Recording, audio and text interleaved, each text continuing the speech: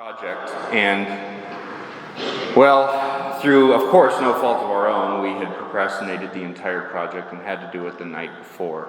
So, here comes the twilight, the dark purples of the sunset setting in, and we had to settle in for a long night of work. As the hours went by and by, we had to pull an all-nighter because we did not have our group work done. Finally, as you know, about 5:30 rolls around, one of my group members sends me an email, and in that email was a little link. So I clicked the link and it said, dee dee dee dee dee, here comes the sun, dee dee dee dee. I'm like, very funny, Katie. Yes, I know. Yes, it's very funny. The sun is coming up. But with that sun coming up and the beautiful rose colors of the morning dawn, we had peace because we were finally done with our project. Another time light and dark played in my life was last year on New Year's Eve when I was afflicted greatly by what's called the man cold. All I wanted to do was just get done with Mass and go to sleep. I'd already turned down about 3 parties. But unfortunately, I got a call from a family in the parish whose father had just had a massive stroke and was in intensive care.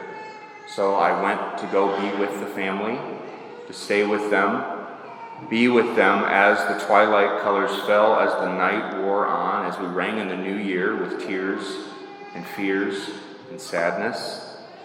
Until finally the morning light, the rose-colored light of the dawn came through the windows of the intensive care unit waiting room, and the doctor came out and said, "Your father has stabilized, and we would like you, the wife, to come in, and then you can pick only one other person." And she said, "I want him." She pointed right at me and said, "I want you to come in, Father." So I went in with the wife to see her husband on the bed, stabilized and getting better. And it was such a beautiful moment to be part of the dawn in that situation. The Lord picked me and used me to be able to show forth His dawn and His light in that situation. We have many twilights and many dawns in our lives. Light and darkness is always playing in our lives. Sometimes it can look like depression and anxiety throughout the year, the death of loved ones, the hatred of others in the world and seeing it play out, maybe awkward and tense Christmas parties with relatives or friends, failing a biology test, or realizing you need to change your major halfway through college. All these darknesses and twilights in life happen throughout.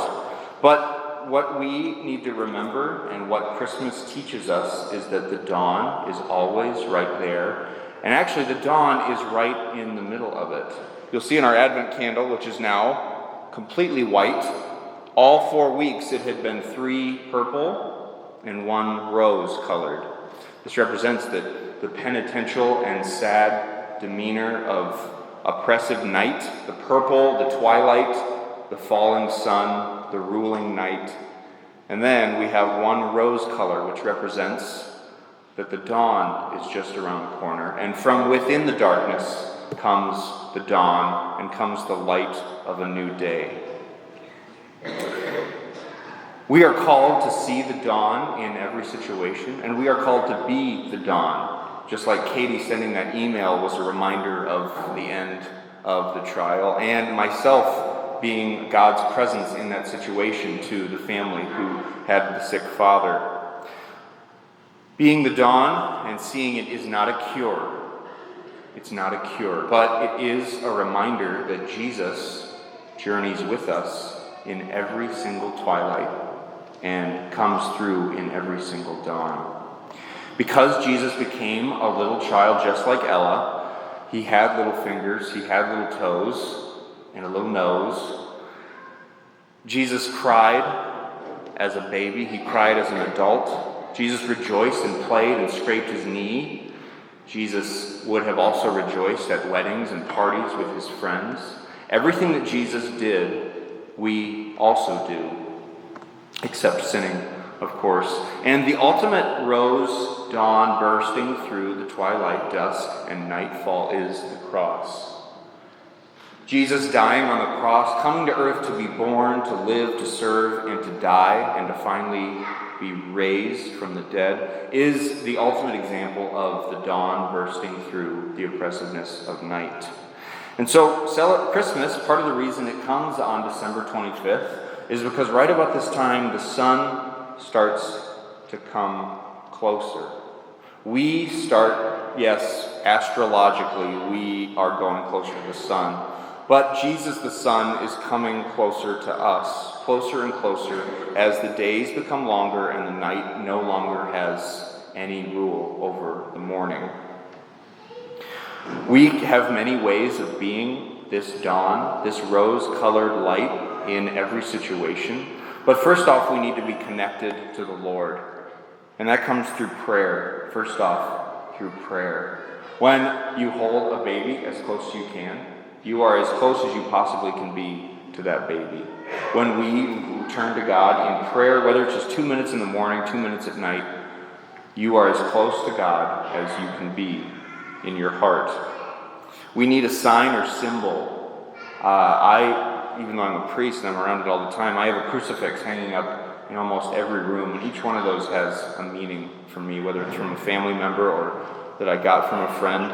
And this reminds us of the truth that Jesus is the dawn, that he is the sun and the morning light. And finally, we are called as Christians, as those who are celebrated and initiated by Christmas, to do works of charity. There's many, many opportunities in this Christmas season to do nice things for other people, but we're called to more than that, because Jesus didn't just do nice things. Jesus was truly the love of God in a physical form on this earth. We are called to be his hands and feet and actually do good and change people's hearts and minds, not just by doing nice things, but true sacrificial charity. When we stay close to Jesus, the dawn, and continue to remember that he is the light, the coming of peace, and the Prince of all, it's then that we can be the rose-colored dawn and herald the coming of day in every situation in our life. From Notre Dame Parish and myself, I wish all of you a very Merry Christmas with your family and friends. Amen.